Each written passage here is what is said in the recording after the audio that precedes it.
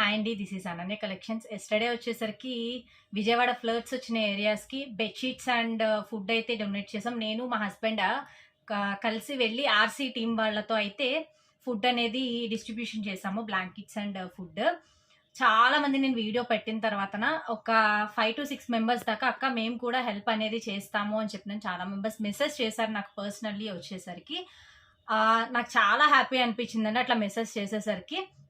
Actually నార్మల్గా అయితే మేము బెడ్షీట్స్ ఆ ఫుడ్ అనేది డొనేట్ చేద్దామని అక్కడికి వెళ్ళి ఇచ్చిన తర్వాతనే చూసాము. చాలా మెంబర్స్కి కూడా గ్రాసరీస్ కూడా కావాలి అని చెప్పి చాలా మెంబర్స్ అడుగుతున్నారు. ఎందుకంటే అట్లాంటి పొజిషన్లో ఉన్నారు ప్రెసెంట్ సిచ్యువేషన్ అయితే.